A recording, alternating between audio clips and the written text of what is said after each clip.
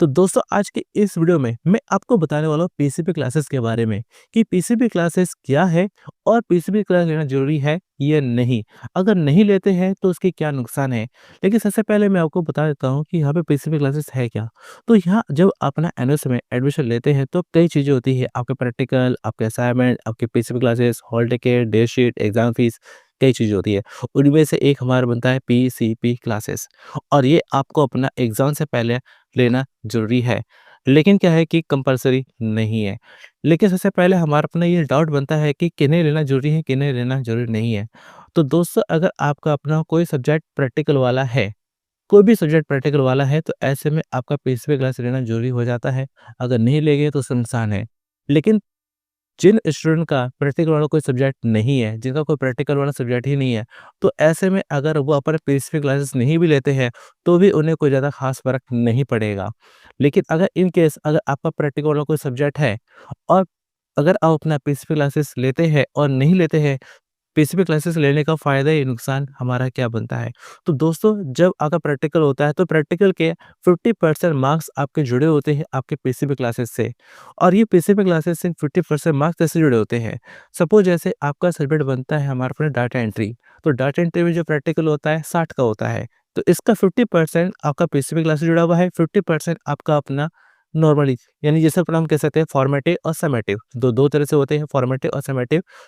तो फॉर्मेटिव आपका बन गया डाटा एंट्री का 50% और समेटिव बन गया आपका डाटा का 50%, यानी कि 60 है तो 60 का 50% 30 बन गया दोनों में। लेकिन अगर आप अपना स्पेसिफिक क्लासेस नहीं लेते हैं, जब अपना प्रैक्टिकल देने जाते हैं तो आप प्रैक्टिकल दे सकते हैं। लेकिन जब प्रैक्टिकल में जो आपको मार्क्स मिलेंगे वो आपको अपना जो उसमें कुछ नुकसान हो सकता है कि आपने स्पेसिफिक क्लासेस नहीं ली और डाटा एंट्री जो प्रैक्टिकल है, डाटा एंट्री का प्रैक्टिकल जो कि 60 का बनता है, 60 में से 30 नंबर जो आपके फॉर्मेटिव है या और समेटिव है, तो ऐसे में जो आपको अपना मार्क्स मिलेंगे वो 30 में से मिलेंगे।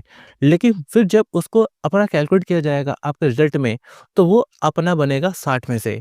अगर आपने पीसीपी क्लासेस नहीं ली और 30 में से अगर आपको 20 नंबर मिले थे, तो वही आपको अपना 60 में से 20 आपको मिलते हैं। जी हाँ, अगर आपने पीसीपी क्लासेस नहीं ली, तो ऐसे में जो आपको 30 में से अगर सपोज़ 20 मिले थे, तो वही कैलकुलेट हो जाते हैं कि 60 में से 20। लेकिन अगर आपने पीसीपी क्लासेस ली है, लेते हैं, तो ऐसे में क्या होगा कि जो आपको अपना 30 में से 20 मिले थे, फिर वो क्या हो गए डबल हो जाएँगे कि 60 में से 40। कब हो गए? जब अपना पीसीपी क्लासेस लेते हैं। तो ये हमारा में फ़र्क पड़ता है, तो एक बहुत बड़ा फ़र्क है।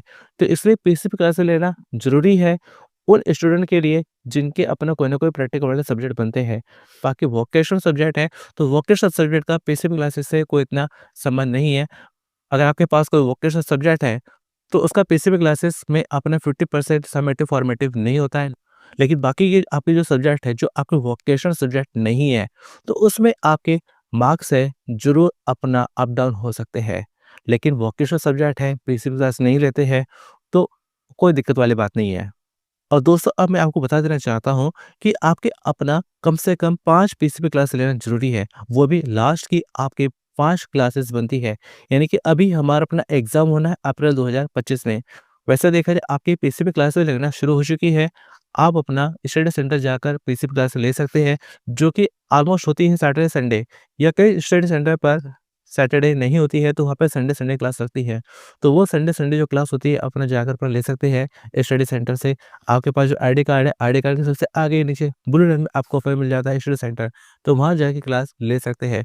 लेकिन यहाँ पर मेरा हाईली जो सजेशन है कि आप अपना फरवरी वाली जो आपके फरवरी मंथ में पीसीबी क्लास लगनी शुरू हो जाएगी, वो क्लास अपना ज़रूर लीजिएगा।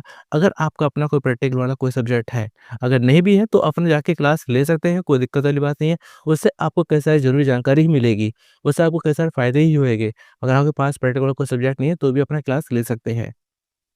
लेकिन अगर आपके पास प्रैक्टिकल वाला कोई सब्जेक्ट है, तो आप अपना फरवरी मंथ में आपकी जो पीसीबी क्लास लगेगी वो बिल्कुल भी मिस मत करिएगा, क्योंकि उसके आपके जो मार्क्स आपको मिलते हैं, अभी जो पीसीबी क्लास लग रही है ये भी अपना जा सकते हैं, सीख सकते हैं, आपको कैसा इन्फॉर्मेशन मिलेगी, आपको अपना थ्योरी एग्जाम के और बताया जाएगा। लेकिन फैब के मंथ में क्या होता है कि आपको जो बताया जाता है प्रैक्टिकल के बारे में, तो प्रैक्टिकल बारे में जो आपकी क्लास लगेगी फरवरी में लगेगी, तो वो क्लास लेना आपके लिए बेहद ज़रूरी है। कम से कम 5 क्लास लेना ज़रूरी है, तभी आपको अपना प्रैक्टिकल में पूरे-पूरे मार्क्स आपको मिल सकते हैं। तो जैसे कि मैंने बताया था कि डाटा एंट्री है, तो डाटा एंट्री है तो अपना 30 नंबर फॉर्मेटिव है, तो 30 नंबर समेटिव है। तो अगर ऐसे में अगर आपको 30 में से अगर 20 मिलते हैं, क्लास लगाई है, तो ऑटोमैटिक वो 60 में से 40 हो जाएँगे। तो ये फ़ायदा है। अगर आप नहीं लेते हैं क्लास वगैरह, पीसीबी क्लासेस नहीं लेते हैं, तो ऐसे में जो आपको अगर सपोज़ 30 में से अगर 20 मिले हैं, तो वो फिर हमारा अपना 20 जो मार्क्स है, वो 60 में से हो जाते हैं, 60 में से 20। और फिर जब रिज़ल्ट आता है, तो रिज़ल्ट में क्या होता है, कई बार स्टूडेंट कन्फ्यूज़ हो जाते हैं कि भई मैंने अपना प्रैक्टिकल मैंने फ़ाइल भी दी थी, मैंने अपना जो है कि ये किया था, मैंने वो किया था, ऐसे किया था। दूसरे मेरे कुछ फ्रेंड्स वगैरह हैं या कुछ जानने वाले हैं, उनको अपना प्रैक्टिकल मार्क्स ज़्यादा मिल रहे हैं, मुझे बहुत कम मिले हैं। मुझे इतने मार्क्स नहीं मिलने चाहिए थे। तो उसकी वजह यही है पीसीबी क्लासेस। तो दोस्तों उम्मीद करता हूँ कि आपका जो डाउट है क्लियर हो गया होगा। तो आप अपना ज़रूर अपने पीसीबी क्लासेस लेने के लिए कॉन्टैक्ट ज़रूर करिएगा। और दोस्तों यहाँ पर मैं आपको असाइनमेंट के बारे में आपको बता देना चाहता हूँ कि आपके जो असाइनमेंट है तो उसका सबमिशन भी चालू है, जो कि 31 जनवरी तक रहेगा। तो आपको हमारे चैनल की प्लेलिस्ट में आपको सॉल्व असाइनमेंट आपको मिल जाएगी, ज़रूर डाउनलोड करके बनाकर अपना सबमिट कर सकते हैं। अगर आपके पास समय नहीं है बनाने का या आप नहीं बना सकते हैं, तो आप हमारे अनुरोध सर से कॉन्टैक्ट करके असाइनमेंट का डायरेक्ट सबमिशन भी करवा सकते हैं। बिना बनाए आपका असाइनमेंट अपना डायरेक्ट सबमिशन हो जाएगा, वो भी अच्छे मार्क्स के साथ। वो भी अच्छी क्वालिटी में आपके असाइनमेंट अपना अपलोड हो जाएगा, सबमिशन उनका हो जाएगा। तो इसके लिए सिंपली आपको अपना कॉन्टैक्ट करना है हमारे अनुराग सर से। तो चलिए दोस्तों मिलते हैं फिर अगली वीडियो में। Thanks for watching.